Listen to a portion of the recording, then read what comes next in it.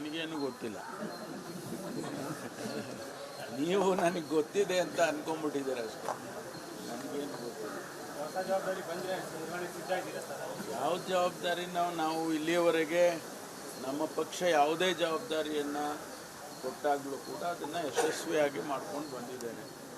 ನಾನು 1987ರಲ್ಲಿ ಪಕ್ಷಕ್ಕೆ ಸೇರಿದಂತು. ನಾನು ಹೊರದೇಶದಿಂದ ಬಂದ ಮೇಲೆ ಪಕ್ಷಕ್ಕೆ 87ರಲ್ಲಿ ದಾಖಲಾಗಿದ್ದೆ. ಅಲ್ಲಿಂದ ಇಲ್ಲಿಯವರೆಗೂ ಕೂಡ ನಮ್ಮ ಪಕ್ಷದಲ್ಲಿ ಯಾವುದೇ ಜವಾಬ್ದಾರಿಯನ್ನು ಕೊಟ್ಟಾಗಲೂ ಮಾಡ್ಕೊಂಡು ಬಂದಿದ್ದೇನೆ. ಅದಕ್ಕೆ ವ್ಯತಿರಿಕ್ತವಾಗಿ ಯಾವುದನ್ನು ಮಾಡಿದೆ. ನಿರ್ಮಲಾ ಸೀತಾರಾಮನ್ ಅವರು ಪೆಟ್ರೋಲನ್ನು GST ವ್ಯಾಪ್ತಿಗೆ ತರಬೇಕು ಅನ್ನೋದು, ಅದಕ್ಕೆ ರಾಜ್ಯಗಳು ಸಹಮತ ಕೊಡಬೇಕು ಅನ್ನೋದು. ನಮ್ಮ ರಾಜ್ಯದ ಸಹಮತ ಇದೆಯಾ? ಅಲ್ಲ, ಇದು ರಾಜ್ಯದಲ್ಲಿ ಈ GST ಗೊಂದಲ ಏನಿದೆ ಅದನ್ನು ಬಗೆಹರಿಸುವ ದೃಷ್ಟಿಯಿಂದ ಏನು ಕ್ರಮ ತಗೋಬೇಕು ಸರ್ಕಾರ, ರಾಜ್ಯ ಸರ್ಕಾರ ಅದನ್ನು ತಗೊಳ್ತೇವೆ. ಒಂದು ವೇಳೆ ಅದು ನಮ್ಗೆ ಅನುಕೂಲ ಆಗ್ತಾ ಇದೆ ಅಂತ ಅನ್ನೋದಾದರೆ ತಗೊಳ್ತಾರೆ.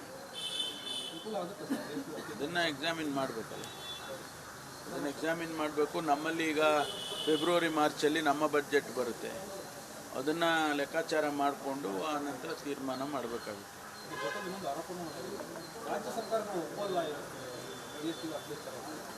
ಅಲ್ಲ, ಒಪ್ಪುವಂತೆ ಮಾಡಬೇಕಲ್ಲ. ಒಪ್ಪುವಂಥ ಪ್ರಪೋಸಲನ್ನು ಕೊಟ್ಟಾಗ ಒಪ್ತಾರೆ. ಬಹುಶಃ ರಾಜ್ಯ ಸರ್ಕಾರಗಳಿಗೆ ತೊಂದರೆ ಆಗುತ್ತೆ ಅದರಿಂದ ಅಂದರೆ ಯಾಕೆ ಒಪ್ತಾರೆ?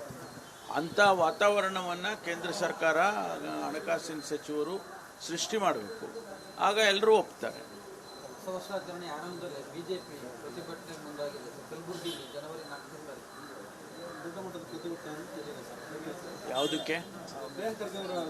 ಅವರು ಕೊಟ್ಟಿದ್ದಾರೆ, ರಾಜೀನಾಮೆ ತಗೊಂಡಿಲ್ಲ ಅಂದರೆ. ನೋಡಿ, ನಿನ್ನೇನೂ ಕೂಡ ನಾನು ಸ್ಪಷ್ಟಪಡಿಸಿದ್ದೇನೆ. ಪ್ರಿಯಾಂಕಾ ಖರ್ಗೆ ಅವರೇ ಸ್ಪಷ್ಟಪಡಿಸಿದ್ದಾರೆ. ಇದರಲ್ಲಿ ನನ್ನ ಪಾತ್ರ ಯಾವುದೂ ಇಲ್ಲ ಅಂತ ಹೇಳಿದ್ದಾರೆ. ಈಗ ನಾವು ಕೂಡ ಅದನ್ನು ಈಗ ಏನು CODಗೆ ಆದೇಶ ಮಾಡಿದ್ದೇವೆ. ತನಿಖೆಯಲ್ಲಿ ಏನು ಬರುತ್ತೆ ಅದನ್ನು ನೋಡೋಣ. ಪ್ರಿಯಾಂಕಾ ಖರ್ಗೆ ಅವ್ರ ಪಾತ್ರ ಇಲ್ಲ ಅಂತ ಮೇಲ್ನೋಟಕ್ಕೆ ಬಂದಿದೆ ಅಂತ ಹೇಳಿ ನಮ್ಮ ಇಲಾಖೆಯವರು ಕೂಡ ಹೇಳ್ತಾ ಇದ್ದಾರೆ. ಹಾಗಾಗಿ ತನಿಖೆ ವರದಿ ಬಂದ ಮೇಲೆ ಗೊತ್ತಾಗುತ್ತೆ.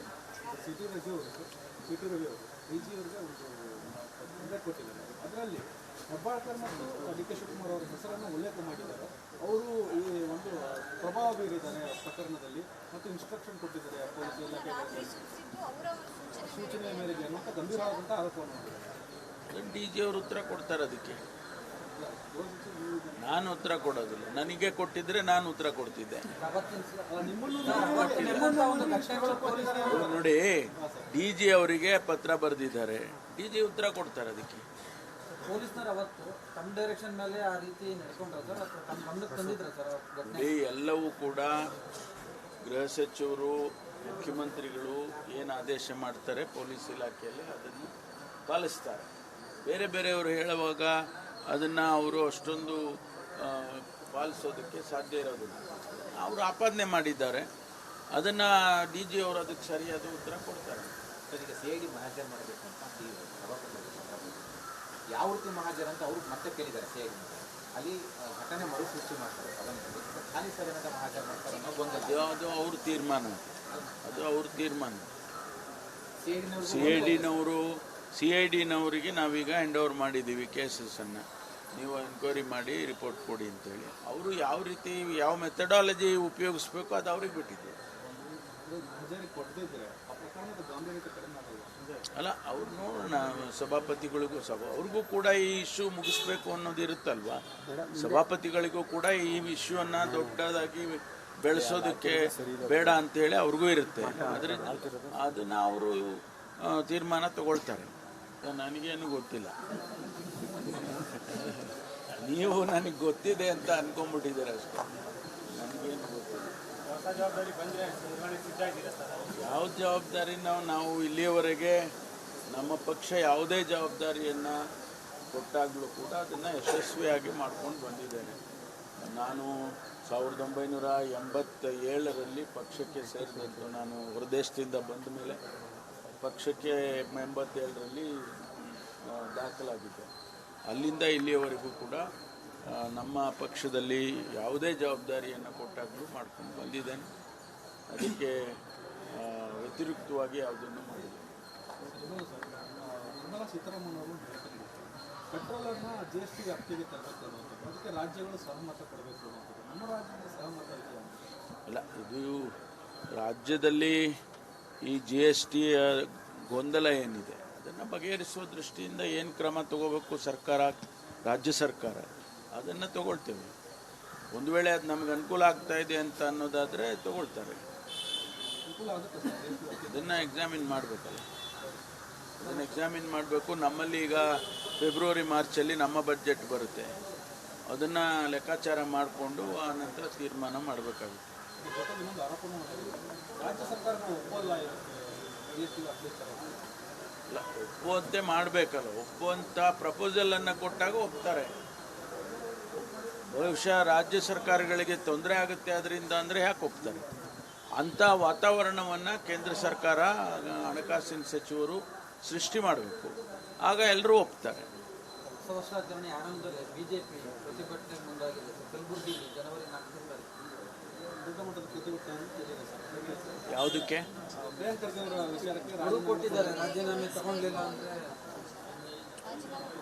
ನೋಡಿ, ನಿನ್ನೇನೂ ಕೂಡ ನಾನು ಸ್ಪಷ್ಟಪಡಿಸಿದ್ದೇನೆ. ಪ್ರಿಯಾಂಕ ಖರ್ಗೆ ಅವರೇ ಸ್ಪಷ್ಟಪಡಿಸಿದ್ದಾರೆ, ಇದರಲ್ಲಿ ನನ್ನ ಪಾತ್ರ ಯಾವುದೂ ಇಲ್ಲ ಅಂತ ಹೇಳಿದ್ದಾರೆ. ಈಗ ನಾವು ಕೂಡ ಅದನ್ನು ಈಗ ಏನು CODಗೆ ಆದೇಶ ಮಾಡಿದ್ದೇವೆ. ತನಿಖೆಯಲ್ಲಿ ಏನು ಬರುತ್ತೆ ಅದನ್ನು ನೋಡೋಣ. ಪ್ರಿಯಾಂಕ ಖರ್ಗೆ ಅವ್ರ ಪಾತ್ರ ಇಲ್ಲ ಅಂತ ಮೇಲ್ನೋಟಕ್ಕೆ ಬಂದಿದೆ ಅಂತ ಹೇಳಿ ನಮ್ಮ ಇಲಾಖೆಯವರು ಕೂಡ ಹೇಳ್ತಾ ಇದ್ದಾರೆ. ಹಾಗಾಗಿ ತನಿಖೆ ವರದಿ ಬಂದ ಮೇಲೆ ಗೊತ್ತಾಗುತ್ತೆ.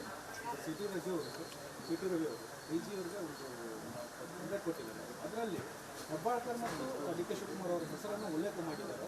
ಅವರು ಈ ಒಂದು ಪ್ರಭಾವ ಬೀರಿದ್ದಾರೆ ಪ್ರಕರಣದಲ್ಲಿ ಮತ್ತು ಇನ್ಸ್ಟ್ರಕ್ಷನ್ ಕೊಟ್ಟಿದ್ದಾರೆ ಪೊಲೀಸ್ ಇಲಾಖೆ ಸೂಚನೆ ಮೇರೆಗೆ ಅನ್ನುವಂಥ ಗಂಭೀರವಾದಂಥ ಆರೋಪವನ್ನು ಮಾಡಿದ್ದಾರೆ. DG ಅವರು ಉತ್ತರ ಕೊಡ್ತಾರೆ. ಅದಕ್ಕೆ ನಾನು ಉತ್ತರ ಕೊಡೋದಿಲ್ಲ. ನನಗೆ ಕೊಟ್ಟಿದ್ರೆ ನಾನು ಉತ್ತರ ಕೊಡ್ತಿದ್ದೆ. ನೋಡಿ, DG ಅವರಿಗೆ ಪತ್ರ ಬರೆದಿದ್ದಾರೆ, DG ಉತ್ತರ ಕೊಡ್ತಾರೆ. ಅದಕ್ಕೆ ಪೊಲೀಸ್ನವರು ಅವತ್ತು ತಮ್ಮ ಡೈರೆಕ್ಷನ್ ಮೇಲೆ ಆ ರೀತಿ ನಡ್ಕೊಂಡ್ರ ಸರ್, ಅಥವಾ ತಮ್ಮ ಗಮನಕ್ಕೆ ತಂದಿದ್ರ ಸರ್? ಎಲ್ಲವೂ ಕೂಡ ಗೃಹ ಸಚಿವರು, ಮುಖ್ಯಮಂತ್ರಿಗಳು ಏನು ಆದೇಶ ಮಾಡ್ತಾರೆ ಪೊಲೀಸ್ ಇಲಾಖೆಯಲ್ಲಿ ಅದನ್ನು ಪಾಲಿಸ್ತಾರೆ. ಬೇರೆ ಬೇರೆಯವರು ಹೇಳುವಾಗ ಅದನ್ನು ಅವರು ಅಷ್ಟೊಂದು ಪಾಲಿಸೋದಕ್ಕೆ ಸಾಧ್ಯ ಇರೋದಿಲ್ಲ. ಅವರು ಆಪಾದನೆ ಮಾಡಿದ್ದಾರೆ, ಅದನ್ನು DG ಅವರು ಅದಕ್ಕೆ ಸರಿಯಾದ ಉತ್ತರ ಕೊಡ್ತಾರೆ. ಈಗ CID ಮಹಾಜರ್ ಮಾಡಬೇಕು ಅಂತ ಯಾವ ರೀತಿ ಮಹಾಜರ್ ಅಂತ ಅವರು ಮತ್ತೆ ಕೇಳಿದ್ದಾರೆ CID. ಅಲ್ಲಿ ಘಟನೆ ಮರುಸೃಷ್ಟಿ ಮಾಡ್ತಾರೆ ಸದನದಲ್ಲಿ, ಖಾಲಿ ಸದನದ ಮಹಾಜರ್ ಮಾಡ್ತಾರೆ ಅನ್ನೋ ಗೊಂದಲ. ಅದು ಅವ್ರ ತೀರ್ಮಾನ, ಅದು ಅವ್ರ ತೀರ್ಮಾನ. CIDನವರಿಗೆ ನಾವೀಗ ಹ್ಯಾಂಡ್ ಓವರ್ ಮಾಡಿದ್ದೀವಿ ಕೇಸಸನ್ನು, ನೀವು ಎನ್ಕ್ವೈರಿ ಮಾಡಿ ರಿಪೋರ್ಟ್ ಕೊಡಿ ಅಂತೇಳಿ. ಅವರು ಯಾವ ರೀತಿ ಯಾವ ಮೆಥಡಾಲಜಿ ಉಪಯೋಗಿಸ್ಬೇಕು ಅದು ಅವ್ರಿಗೆ ಬಿಟ್ಟಿದೆ. ಅಲ್ಲ, ಅವ್ರು ನೋಡೋಣ, ಸಭಾಪತಿಗಳಿಗೂ ಅವ್ರಿಗೂ ಕೂಡ ಈ ಇಶ್ಯೂ ಮುಗಿಸ್ಬೇಕು ಅನ್ನೋದು ಇರುತ್ತಲ್ವಾ. ಸಭಾಪತಿಗಳಿಗೂ ಕೂಡ ಈ ಇಶ್ಯೂವನ್ನು ದೊಡ್ಡದಾಗಿ ಬೆಳೆಸೋದಕ್ಕೆ ಬೇಡ ಅಂತೇಳಿ ಅವ್ರಿಗೂ ಇರುತ್ತೆ. ಅದರಿಂದ ಅದನ್ನು ಅವರು ತೀರ್ಮಾನ ತಗೊಳ್ತಾರೆ.